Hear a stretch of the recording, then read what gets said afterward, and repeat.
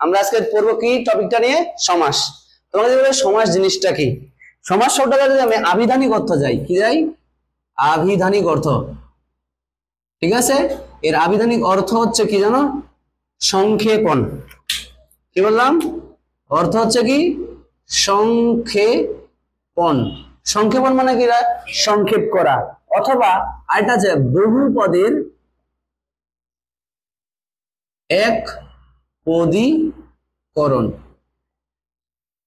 কি বললাম, সমাস শব্দের আবিধানিক অর্থ হচ্ছে কি সংক্ষেপণ অথবা বহু পদের এক পদীকরণ। যেমন আমরা একটা উদাহরণ দিলাম, সিংহ চিহ্নিত আসন, ঠিক আছে, এটার পরিবর্তে আমরা সমাসবদ্ধ পদ বললে আমরা কি বলি, কি সিংহাসন। দেখো এটা বড় শব্দের সংক্ষেপ হইল এবং অনেকগুলো পদকে আমরা কি করলাম, এক পদে পরিণত করলাম। কথাটা বুঝতে পারছি? সমাস শব্দের অর্থ হচ্ছে সংক্ষেপণ বা বহু পদের এক পদীকরণ। এখন তোমাকে যদি বলা হয় সমাস করার উদ্দেশ্য কি, সমাসের করার উদ্দেশ্য কি, ঠিক আছে, উদ্দেশ্য, এটার উদ্দেশ্য যদি আমরা বলতে চাই, এর উদ্দেশ্য আছে ওই যে একটা সিংহ চিহ্নিত আসন বলতে আমার শ্রম লাগে বেশি, আর জিনিসটা শুনতেও কেমন লাগে। এখন যদি বলি যে রাজা সিংহ চিহ্নিত আসনে বসে হুকুম দিলেন, তাহলে শুনতে কিরকম লাগে, তাই না?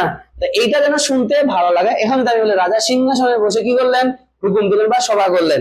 তাহলে এই যে জিনিসটা বলতেছে শুনতে ভালো লাগে, শ্রুতি মধুর এবং সহজবোধ্য করার জন্য, তাহলে শব্দকে শ্রুতি মধুর, অল্প পরিশ্রম এবং সহজবোধ্য করার জন্য আমরা কি করি, এই শব্দগুলোকে সংক্ষেপণ করি। এখন আমরা কয়টা ওয়ার্ড চিনবো, একটা সমস্ত পদ। সমস্ত পদ, সমস্ত পদ কি মনে রাখবা, সমাস নিষ্পন্ন হওয়ার পরে যেই পদটা পাই তাকেই বলে আমরা কি রে, সমস্ত পদ। বা কি বললাম, সমস্ত পদ কাকে বললাম, যে সমাস নিষ্পন্ন হওয়ার পরে যেই পদটা পাচ্ছি তাকে বলতেছি আমরা কি রে, সমস্ত পদ, ঠিক আছে। আর সমাস নিষ্পন্ন হওয়ার জন্য আমরা যখন এটাকে বড় করে বলি সিংহ চিহ্নিত আসন, একে বলা হয় বেশ বাক্য, একে বলা হচ্ছে কি বেশ বাক্য। আর বেশ বাক্যে অবস্থিত প্রত্যেকটা শব্দকে আমরা বলবো কি সমস্যমান পদ। কি বলছি এটাকে, সমস্যমান পদ। কে বুঝছো বলো, এই তিনটা শব্দ, একটা বলছে কি বেশ বাক্য, সমস্ত পদ, আর কি সমস্যমান পদ। তাহলে কি কি বললাম, সমাস নিষ্পন্ন হওয়ার পরে যেই শব্দটা তৈরি হয় তাকে বলতেছি আমরা সমস্ত পদ। সমস্ত পদকে ভাঙলে আমরা যেই বাক্যটা পাবো তাকে বলতেছি আমরা বেশ বাক্য। আর বেশ বাক্যের প্রত্যেকটা পদকে আমরা বলবো কি সমস্যমান পদ, ঠিক আছে। সমস্যমান পদকে আবার আমরা তিনটা ক্যাটাগরিতে ভাগ করবো। কয়টা ক্যাটাগরি, বেশ বাক্য বা সমস্যমান বেশ বাক্যে তিন ধরনের পদ পাবো, তিন ধরনের পদ পাবো, ঠিক আছে। এক, মনে রাখবো, একটা হচ্ছে অব্যয় পদ। কিভাবে, একটা অব্যয় যার কোনো পরিবর্তন হয় না, ঠিক আছে। অব্যয় পদের পূর্বে যেটা থাকে তাকে বলা হয় পূর্বপদ, আর অব্যয় পদের পরে যেটা পাই তাকে বলি আমরা কি পরপদ বা উত্তর পদ। ঠিক আছে, বুঝছো বলো? আমি আবার বলতেছি, আমি যখন বললাম এখন প্রথম থেকে আরেকবার শুনো, কি বলছি, সমাস নিষ্পন্ন হওয়ার পরে যেই পদটা পাচ্ছি তাকে বলে সমস্ত পদ। সমস্ত পদকে বিশ্লেষণ করলে যেই বাক্যটা পাই তাকে বলে কি আমরা বেশ বাক্য। এই বেশ বাক্যের মধ্যে যেই পদগুলো থাকে প্রত্যেকটা আলাদা আলাদা পদকে আমরা বলি কি সমস্যমান পদ। সমস্যমান পদকে আমরা তিন ধরনের ভাগ পাই। মাঝখানে যেটা পাবো, বা মাঝখানে যে প্রমাণটা না, একটা পাবো অব্যয়। অব্যয়ের পূর্বে যেটা থাকবে তাকে পূর্বপদ, আর অব্যয়ের পরে যেটা থাকবে সেটা হচ্ছে কি পরপদ। যেমন ধরো আমরা একটা বললাম বাবা ও মা। কি বললাম রে, বাবা ও মা। এখানে বেশ বাক্য, এটা হচ্ছে বেশ বাক্য হয়ে গেল কি বাবা মা। এটা হচ্ছে আমাদের সমস্ত পদ। এই সমস্ত পদকে ভাঙার পরে আমরা তিনটা শব্দ পাইলাম। মাঝখানে ও হচ্ছে কি অব্যয়, আর এটা হচ্ছে কি রে পূর্বপদ, আর এটা হচ্ছে আমাদের কি পরপদ, যারটার নাম হচ্ছে কি উত্তর পদ। কে বুঝছো বলো? ক্লিয়ার? তাহলে এই যে আমরা পড়লাম সমাসের ভিতরের কাহিনীপত্র। এখন আমরা আসি সমাসের প্রকারভেদ। সমাসের প্রকারভেদ, আগের দিনে আমরা যখন ছিলাম তখন পড়ছিলাম সমাস কয় প্রকার, 6 প্রকার। আর তোমরা অনেকেই 9-10-এ পড়ছো সমাস হচ্ছে 4 প্রকার, ঠিক আছে কিনা? তা আমরা যদি 6 প্রকারটাই ধরি, কারণ আমরা যেহেতু এখন বড় ক্লাসে উঠছি, আমাদেরকে মেইনলি হচ্ছে কি চাকরির পড়ালেখার রিলেটেড পড়াটাই কি করতে হবে। সমাসের আমরা ধরে নিলাম কত 6 প্রকার। কয় প্রকার? 6 প্রকার। 1 নাম্বার আছে দ্বন্দ্ব সমাস, 2 নম্বরে দ্বিগু সমাস, 3 নম্বরে কর্মধারয়, 4 নম্বরে হচ্ছে তৎপুরুষ, 5 নম্বরে হচ্ছে অব্যয়ীভাব, আর 6 নম্বরে হচ্ছে আমাদের কি বহু ব্রীহি। এই হচ্ছে আমাদের 6 ধরনের সমাস পাচ্ছি। বাট এখনকার দিনে কি করা হয়েছে, এই দ্বিগুকে কার মধ্যে নিয়ে আসা হয়েছে? দ্বন্দ্ব সমাসের মধ্যে নিয়ে আসা হয়েছে, আর অব্যয়ীভাব সমাসটা নাই। কথাটা বুঝতে পারছি? কথাটা কি বুঝতে পারছি? তাহলে 4 প্রকার, আমরা 6 প্রকারে বললাম, 4 প্রকারে বললাম কেন? এই দুইটাই মিলে হয়ে গেল কি রে? দ্বন্দ্ব। ঠিক আছে, অব্যয়ীভাবটা নাই, তাহলে দ্বন্দ্ব সমাস, কর্মধারয় সমাস, তৎপুরুষ সমাস, আর কি রে? বহুব্রীহি সমাস। বাট তোমাকে তো এখানে উল্লেখ করে দিতে হবে সমাসের নাম কি। যেমন ধরো তোমাকে যেমন পরীক্ষায় শব্দ আসলে এরকম দম্পতি, দম্পতি, দম্পতি মানে কি রে? দম্পতি মানে স্বামী স্ত্রী। ঠিক আছে, এখানে তুমি এখন বেশ বাক্য স্বামী স্ত্রী লিখতে পারো না, তাহলে কি বলবা? জায়া ও পতি। এখন মাঝখানে ও কেন আসলো সেটা আমরা পরে পারবো। এখন তোমাকে এটা লিখতে হবে, এইটা সমাসটার নাম কি। তাহলে এখানে তুমি লিখবা শব্দ, তাহলে লিখবে বেশ বাক্য, আর এটা লিখবে সমাসের নাম। পরীক্ষার কথা খাতায় উত্তর লিখলে এইভাবে লিখতে হবে, 3টা পার্ট। একটা শব্দ, প্রদত্ত শব্দ, তারপরে লিখবে বেশ বাক্য, তাহলে লিখবে সমাসের নাম। প্রদত্ত শব্দ তোমার যেই 5টা কমন পড়বে সেটা লিখবা, তার বেশ বাক্য লিখলা, তারপর লিখলে এটা কি দ্বন্দ্ব সমাস। ঠিক আছে কিনা? দ্বন্দ্ব সমাস তুমি দিলা। তাহলে এই যে তোমাকে এইভাবে কিন্তু কোনটা দ্বিগু সমাস, কোনটা তোমার অব্যয়ীভাব সমাস, কোনটা বহুব্রীহি সমাস, কর্মধারয় সমাসের ভিতরে অনেকগুলা ভাগ আছে, সবগুলোর নাম কি করতে হবে? তোমাকে উল্লেখ করে দিতে হবে। ঠিক আছে, এইভাবে তুমি হচ্ছে কি মার্ক পাবা। তো আমরা যেটাই পড়ি না, আমাকে 6 ভাবেই পড়তে হবে। কয় প্রকার পড়বো? 6 প্রকার। এটা যে দ্বন্দ্ব সমাস, দ্বিগু সমাস, কর্মধারয় সমাস, তৎপুরুষ, অব্যয়ীভাব এবং কি রে? বহুব্রীহি। এখন আমরা চলে যাবো বিস্তারিত আলোচনায় দ্বন্দ্ব সমাস। দেখো, বাংলা দ্বিতীয় পত্র তোমার লাইফের সব জায়গায় লাগবে। ইভেন এখানে যতটুকু কাজে লাগবে, তুমি যখন চাকরির পরীক্ষা দিতে যাবা, জবের যে ইয়াগুলো আছে সেখানে আরো বেশি কাজে লাগবে। বুঝছো কিনা? এগুলো একটু ভালো করে বলবা। আর আজকে থেকে সমাস মুখস্থ করার চিন্তা বাদ দিয়ে দিবা, সমাস বানানোই যায়। ঠিক আছে, প্রথমে আসি আমরা দ্বন্দ্ব সমাস। দ্বন্দ্ব মানে আমরা যদি বলি, দ্বন্দ্ব মানে ঝগড়াঝাটি নাকি? এখানে এই দ্বন্দ্বর বানান আর ওই দ্বন্দ্বর বানান কি না? সেম না, ওটা যে দ্বন্দ্ব। ঠিক আছে, এটা হচ্ছে কি? ঝগড়া করা, ঝগড়া করা। ঠিক আছে, এখন এই দ্বন্দ্বটার শব্দ হচ্ছে মিলন। এই দ্বন্দ্ব সমাসের অর্থ কি? মিলন। এখন দেখো, আমরা একটু আগেই বললাম সমসমান পদের 2টা পদ আছে, এটা পূর্বপদ আর এটা কি রে? পরপদ। মনে রাখবা, এখানে পূর্বপদ এবং পরপদের সাথে কোনো না কোনো সম্পর্ক স্থাপিত। কথাটা কি বুঝতে পারছি? সাইড টক অফ করবা। কি বলছি? দ্বন্দ্ব সমাসে কি বলছি? পূর্বপদ ও পরপদের মধ্যে কোনো না কোনো কি আছে রে? একটা সম্পর্ক অথবা কানেকশন আছে। ঠিক আছে, কি বললাম? কানেকশন আছে। এখন এটা বিভিন্ন প্রকারের কানেকশন হইতে পারে, এটা আমরা পরে বুঝবো। তাহলে আমরা প্রথমে আসি কি? দ্বন্দ্ব মানে কি? মিলন। এখন দেখো, এই জায়গায় বা এই সমাসে পূর্বপদ এবং পরপদ দুইজনেরই অর্থের প্রাধান্য সমানভাবে প্রকাশিত হয়। অর্থাৎ পূর্বপদের যতটুকু প্রাধান্য আছে, পরপদের অর্থের প্রাধান্য কি ততটুকু। তাহলে সংজ্ঞাটা যদি আমরা বলতে যাই, যে সমাসে পূর্বপদ এবং পরপদের অর্থের কি থাকে রে? কি বলে এটা? দেখো, যে সমাসে পূর্বপদ ও পরপদে অর্থের প্রাধান্য থাকে,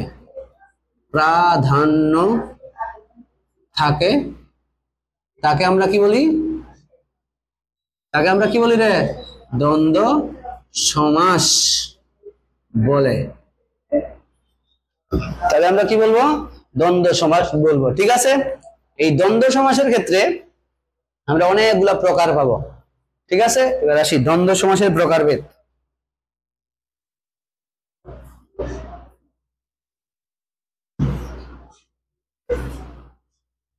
বলো আগে এইটুকু অংশ বুঝছো কিনা? দ্বন্দ্ব শব্দের অর্থ কি? মিলন। তোমার পূর্বপদ পরপদের মধ্যে কোনো না কানেকশন আছেই, এবং এখানে পূর্বপদ এবং পরপদ দুইটারই অর্থের কি থাকবে রে? প্রাধান্য থাকবে। এই সমাসকে আমরা বলতেছি দ্বন্দ্ব সমাস। দেখো দ্বন্দ্ব সমাসের প্রকারভেদ প্রথমে একটু বুঝে যাও, তারপরে একটা শর্টকাট টেকনিক বলে দিব, তাহলে আর কোনোদিন তোমার মনে হারাইতো না। ঠিক আছে, আগে বুঝে যাও, কারণ আগে প্রথমে বুঝতে হবে তোমাকে, দেন তুমি শর্টকাটে যাবা। এক, মিলনার্থক। মিলনার্থক দ্বন্দ্ব। মিল মানে কি রে? একটার সাথে আরেকটার কি আছে? সম্পর্ক বা মিল আছে। যেমন ধরো বাবা মা, তাদের মধ্যে একটা কি আছে? সম্পর্ক। চাচা, আগে চাচি লিখে ফেলছি, চাচা এবং কি রে? চাচি। তারপর আছে মামা মামি। এরকম যখন কোনো সম্পর্ক থাকবে, ঠিক আছে, তখন মনে রাখবা সেটাকে বলতে আমরা কি? মিলনার্থক দ্বন্দ্ব সমাস। হ্যাঁ, ভাই ভাবি, দাদা বৌদি, এরকম আরো অনেক সম্পর্ক আছে। এরকম যদি তুমি দেখো, তারপরে যে বিদ্যা বুদ্ধি, মাছ মাংস, ঠিক আছে কিনা, এরকম অনেক মিল আছে। তাহলে মনে রাখবা, এখানে একটা শর্টকাটটা বলে রাখি, দ্বন্দ্ব সমাসের একটা কবিতার ছন্দ আছে, ও এবং আর দ্বন্দ্ব নাম তার। শর্টকাটটা বলে দিলাম কি? ও এবং আর দ্বন্দ্ব নাম তার। অর্থাৎ মনে রাখবে, এটা ছন্দ দ্বারা বুঝাইছে দ্বন্দ্ব সমাসে বেশ বাক্যের মধ্যে অব্যয় হিসেবে হয় ও বসে, না এবং বসে, নাই কি বসে রে? আর বসে। কথাটা বুঝতে পারছি? বুঝো নাই মনে আমার কথা? মহিলা বুঝে নাই? শিওর বুঝছো তো? তাহলে আমি বলতো এটা বেশ বাক্য কি হবে? বাবা ও মা। যেহেতু ও দিয়ে দিছ, তাহলে তুমি সমাসের নাম কি হবে রে? দ্বন্দ্ব সমাস। ক্লিয়ার? ঠিক আছে, সেম চাচা চাচি, তাহলে কি হবে? চাচা ও চাচি। তুমি চাইলে চাচা এবং চাচিও লিখতে পারো, সমস্যা নাই। তুমি চাইলে চাচা আর চাচি সেটাও লিখতে পারো, সমস্যা নাই। তাহলে কি হবে রে? এটাও দ্বন্দ্ব সমাস। তাহলে মামা মামির সম্পর্ক হবে মামা ও মামি, তাহলে কি হবে রে? এটাও দ্বন্দ্ব সমাস। দ্বন্দ্ব সমাস চিনার সব থেকে বড় উপায় আছে সম্পর্ক। 2 নম্বর, এর মাঝে বেশ বাক্য হিসেবে কি থাকবে? ও এবং আর। তাহলে মিলনার্থক শেষ। এবার আসি বিপরীতার্থক। বিপরীতার্থক। বিপরীতার্থক মানে কি? তাদের সম্পর্ক হচ্ছে বিপরীত। যেমন ধরো সকাল সন্ধ্যা, এটা বিপরীত সম্পর্ক না? স্বর্গ নরক, এটা বিপরীত শব্দ। দিন রাত, এটাও বিপরীত শব্দ। এরকম বিপরীত শব্দ যুক্ত শব্দগুলো কার আন্ডারে পড়ে যায়? আমাদের দ্বন্দ্ব সমাসের আন্ডারে পড়ে যায়। তাহলে কি হবে? বেশ বাক্য সকাল ও সন্ধ্যা, স্বর্গ ও কি রে? নরক, ঠিক আছে, দিন ও রাত। কে বুঝছো বলো? তাহলে সবগুলো আবার কি হবে? দ্বন্দ্ব সমাস। সমাসের নামটা হবে কি রে? দ্বন্দ্ব সমাস। এবারে 3 নম্বর দেখো, সমার্থক শব্দ।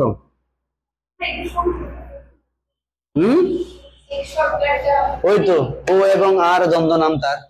ঠিক আছে, তুমি বেশ এরকম যদি সম্পর্ক দেখো, তাহলে মাঝখানে কি দিবা? হয় ও, না এবং নাই কি আর। আর যখন ও এবং আর ছন্দ মনে রাখবা, ও এবং আর দ্বন্দ্ব নাম তার, তাহলে সমাসের নাম কি হবে? দ্বন্দ্ব সমাস। ঠিক আছে, যখন সম্পূর্ণ কবিতাটা লিখে দিব, যেমন কবিতাটা আছে এরকম, ও এবং আর দ্বন্দ্ব নাম তার, সমাহার আর সমষ্টি দ্বিগুণে তার সৃষ্টি, যে যার যাতে কর্ম দ্বারা হয় তাতে। এরকম একটা কবিতা আছে, ঠিক আছে, শিখাবো। আগে একটা একটা বিষয়। সমার্থক মানে কি?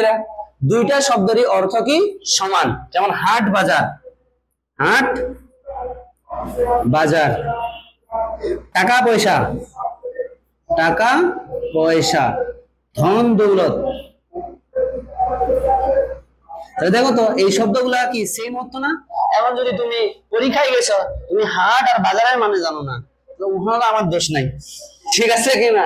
ওখানে আমার দোষ আছে, তুমি পারলা না কেন? ওখানে আমার দোষ নাই। তোমাকে সমার্থক শব্দগুলা খেয়াল রাখতে হবে। তাহলে হাট বাজার বেশ বাক্য কি বলে? হাট ও বাজার, টাকা ও পয়সা, ধন ও দৌলত, তাদের সবারই অর্থ কি রে?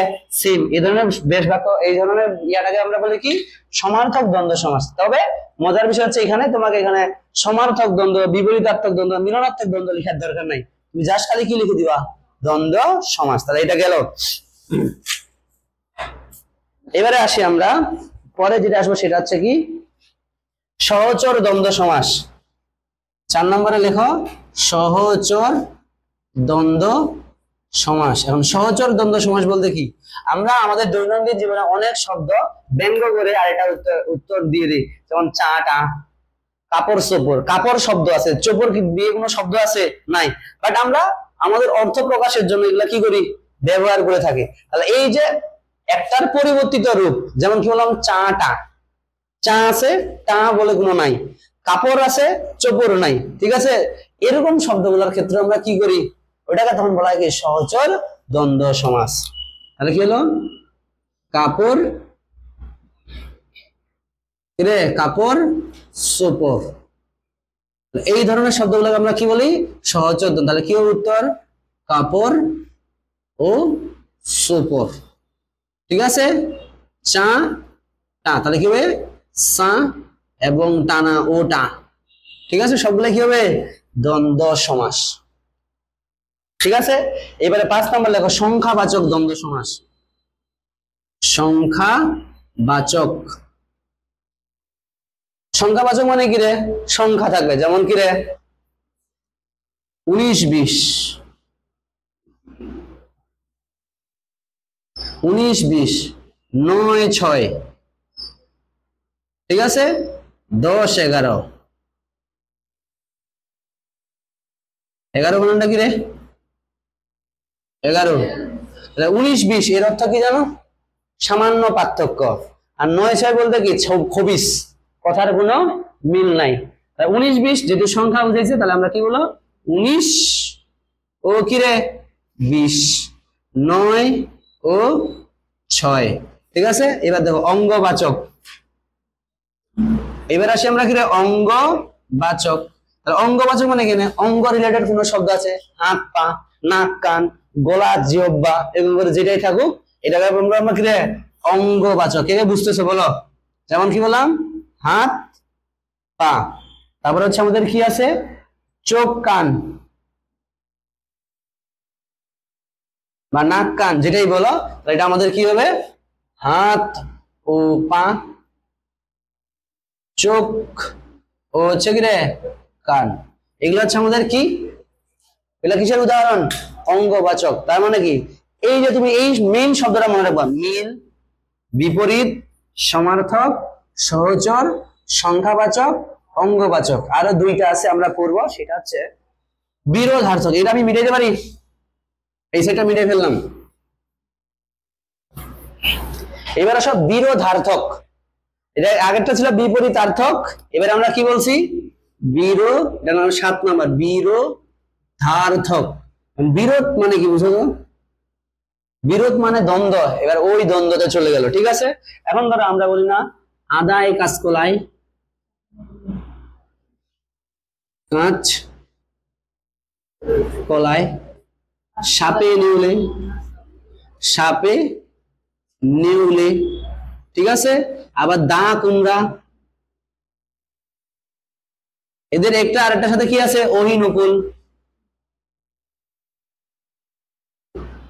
ঠিক আছে? এগুলা দেখো, এগুলা সম্পর্ক হচ্ছে বিরোধ। যেমন আদার সাথে কাঁচকলার একটা কি আছে? দুশ্মনের সম্পর্ক আছে। আদার সাথে কাঁচকলা খাইলে গলা নাকি সেই অবস্থা খারাপ হয়ে যায়। সাপটা বুঝোই, সাপরে কে খায়? নেউলে খায়। আর দা কুমড়া, দা দিয়ে আমরা কি কাটি? কুমড়া কাটে ফেলি, ঠিক আছে? আর ওহি নকুল আর সাপে নেউলে দুইটাই সমার্থক। ওহি মানে সাপ আর নকুল মানে কি? বেজি। ওই সেম সাপ মানে সাপ আর নেউলে মানে কি রে? বেজি। এদের সম্পর্ক একটা আরেকটার সাথে কি রে? বিরোধাত্মক। তাহলে এই জন্য এটাকে বলা হচ্ছে কি? তাহলে আমরা কি বলবো? আদায় ও কাঁচকলায়, ঠিক আছে? সাপে ও নেউলে, তারপরে দা ও কুমড়া, ঠিক আছে? আর ওহি ও নকুল, এই শব্দগুলো হচ্ছে আমাদের কি? বিরোধার্থক, ঠিক আছে, এগুলো হচ্ছে কি রে বিরোধার্থক দ্বন্দ্ব সমাস। কিন্তু তুমি বিরোধার্থক লেখার দরকার নেই, তুমি ডিরেক্ট লিখবা কি দ্বন্দ্ব সমাস। আর লাস্ট যেটা আছে অলুক দ্বন্দ্ব সমাস।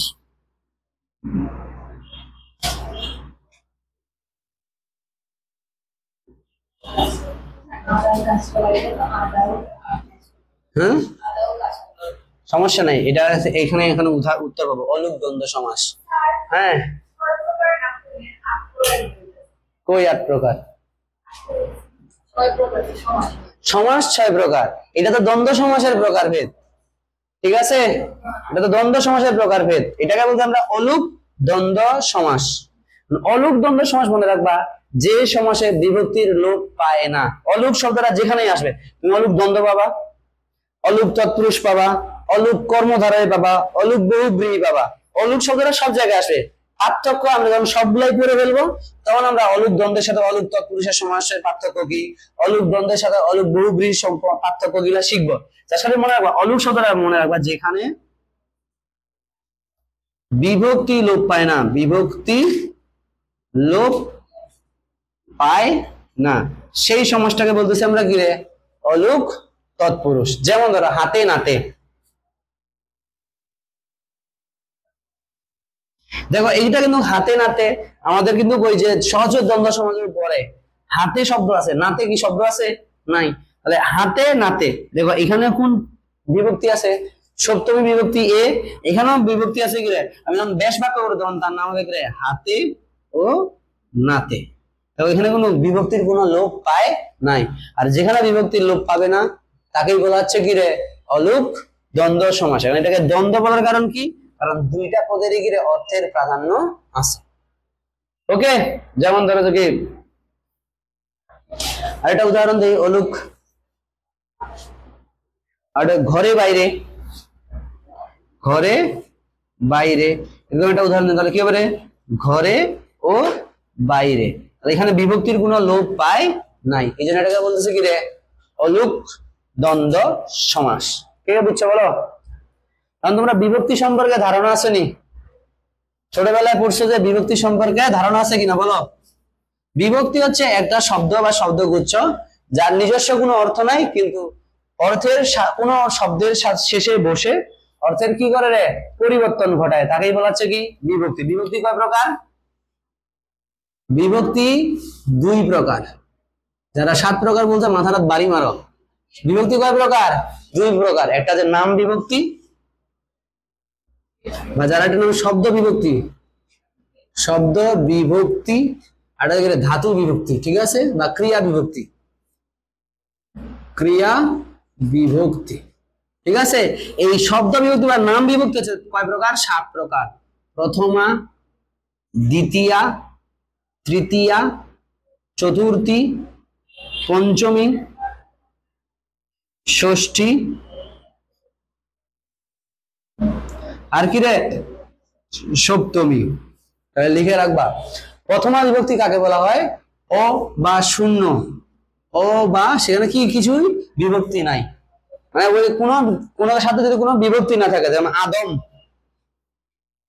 বা যদি বলি আমি আমার, এটা না আদম দিই আদম, দেখো এই শব্দের শেষে কোনো আমাদের বিভক্তি যুক্ত আছে নাই। তাহলে এইটা হয়ে গেল আমাদের অ বা শূন্য বিভক্তি, যাকে আমরা কি বলি প্রথমা বিভক্তি। 2 নাম্বার বিভক্তিটা আছে কে রে, কি দিয়ে কে রে।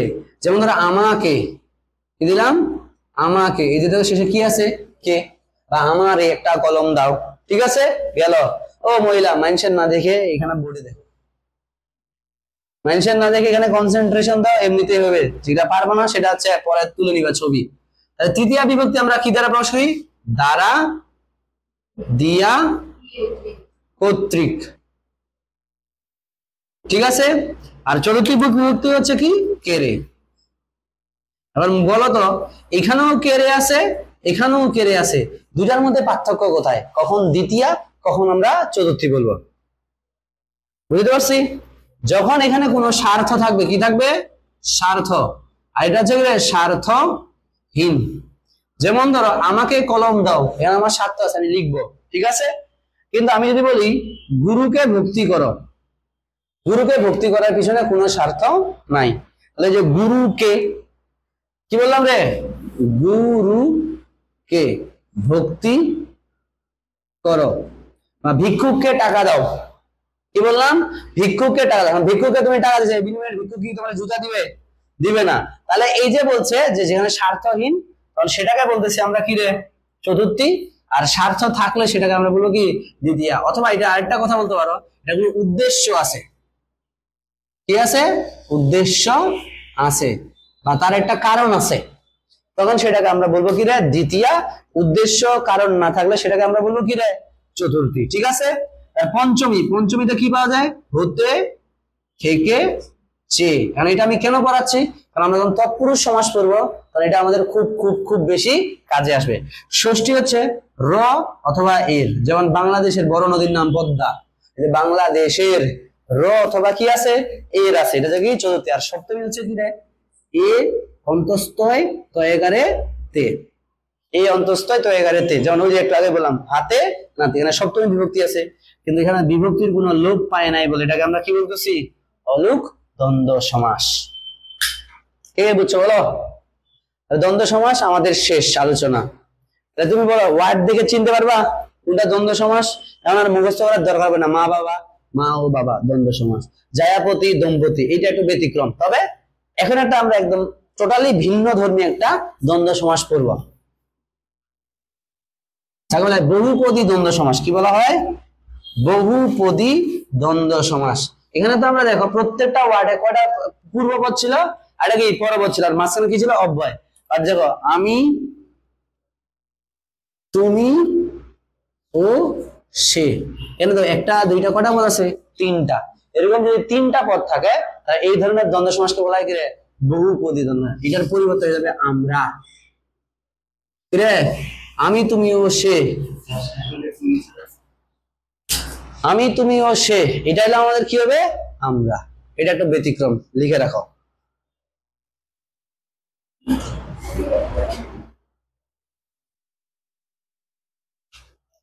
আর এটা যদি আমরা বলি চোখ, নাক ও কান, এটা আমাদের পুরোটাই হবে চোখ, নাক, কান। আচ্ছা এটাতে হবে কান, আর এখানে যাবে কি ও কান, সরি ও কান এখানে যাবে। ঠিক আছে।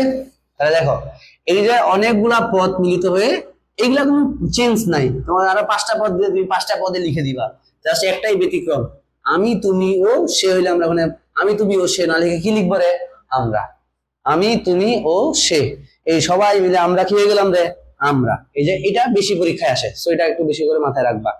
বলো দ্বন্দ্ব সমাস বুঝছি, শিওর তো? এবার আমরা আরেকটা সহজ শিখে ফেলবো আজকে, তার নাম হচ্ছে দ্বিগু সমাস। কি রে, দ্বিগু, দ্বিগু সমাস।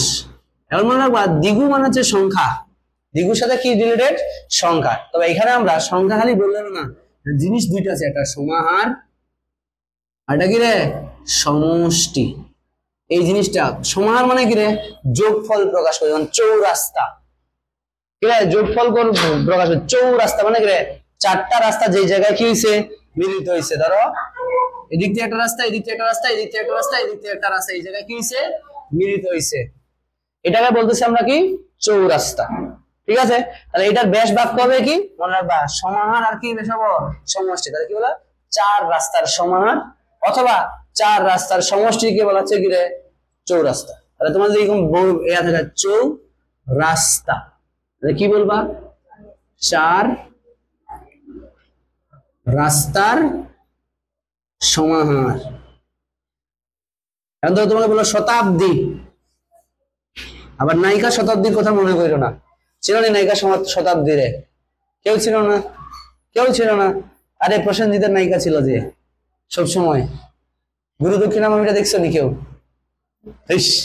যাই হোক শতাব্দী, শতাব্দী শব্দটার মিনিং কি বলতো?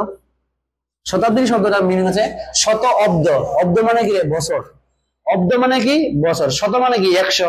তাহলে 100 বছরের সময়টাকে আমরা কি বলি, এখন কোন শতাব্দী চলতেছে, একবিংশ শতাব্দী চলতেছে না, মানে কি 2021 সে গিয়ে এটা চলে যাবে। তাহলে এই যে বলছে শতাব্দী মানে কি, শত অব্দ মানে কি বছর, শত অব্দের সমাহার বা সমষ্টি, যেটাই লেখো সমস্যা নাই। বুঝতে পারছি? এবার ধরো তোমার বলো ত্রিফলা, ত্রিফলা, তাহলে কি হবে? তিন ফলের সমাহার। কি রে? তিন ফলের সমাহার। এখন যদি আমি তোমাকে বলি দশানন,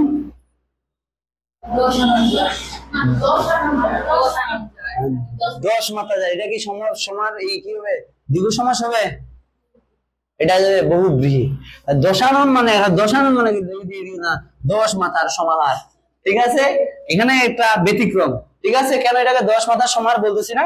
কারণ দেখো বহুব্রীহি সমাসে এই কথাটা বলা হয়েছে যে যারা মূল শব্দের অর্থকে অনুসরণ না করে ভিন্ন অর্থ বা অন্য কাউকে ইন্ডিকেট করে, তখন সেটাকে বহুব্রীহি মানে কি? বহু মানে অনেক, ব্রীহি মানে ধান, মানে তার অনেক ধান আছে। অনেক ধান বলতে এটা না, এটা দ্বারা বুঝেছে সে অন্য কোনো অর্থ প্রকাশ করে। তাই দশানন বলতে আমরা কাকে বলি বলতো? রাবণ। কাকে বুঝাই রে? রাবণকে বুঝাই। ঠিক আছে, বলি না? তাহলে এখানে আমাদের দশাননের জায়গায় লিখবা না 10 মাথার সমষ্টি, তাহলে তুমি কি লিখবা? 10 আনন মানে কি রে? মাথা জাত। এটা হয়ে যাবে আমার কি রে? বহুব্রীহি সমাস। কথা বুঝতে পারছি? তাহলে আমরা দ্বিগু সমাস নিয়ে কি কি বললাম বলো?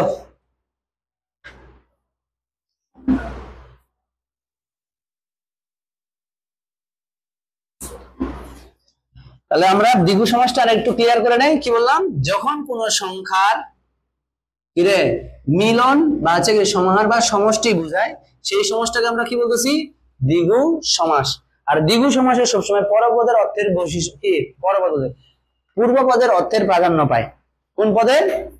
পূর্ব পদের, পূর্ব পদের অর্থের প্রাধান্য পায়, প্রাধান্য পায়। ঠিক আছে, এটা মনে রাখবা। আর যেখানে তুমি এরকম শব্দ যেমন দুই কুল, তাহলে কি বলে? দুই কুলের সমাহার। এরকম আছে কি রে? যেমন ধরো ত্রিভুবন, তাহলে কি হবে রে? ত্রিভুবন মানে কি? ত্রি মানে তিন ভুবনের সমাহার। তোমাকে এরকম শব্দ দিল তেতলা, তিন তলার সমাহার। এরকম হলো নবরত্ন, নব মানে কি রে? 9টা রত্নের সমাহার। তাহলে ধরো সপ্তর্ষি, সপ্তর্ষি কি হবে? সপ্ত মানে 7, ঋষি মানে হচ্ছে কি রে? ওই আমাদের হিন্দু ধর্মে বলা হয় যে বলে না 7টা তারা একসাথে দেখা যায়, যে ওটা বলে সপ্তর্ষি মন্ডল। দেখছো নি আকাশে 7টা তারা এক জায়গায় থাকে, আমরা ওটাকে ছোটবেলায় বলতাম 7 ভাই চম্পা। ঠিক আছে, ওখানে আছে। তো এরকম করে এক জায়গায় 7টা হচ্ছে কি রে ইয়া আছে, তো ওইটা বলে সপ্তর্ষি মন্ডল। সপ্তর্ষি মানে হচ্ছে কি? মনে হয় 7টি ঋষির সমাহার বা সমষ্টি। এরকম করে যেখানে তুমি পাবা সেখানে আমরা কি পাবো? দ্বিগু সমাস পাবো। আজকের পড়া এই পর্যন্তই।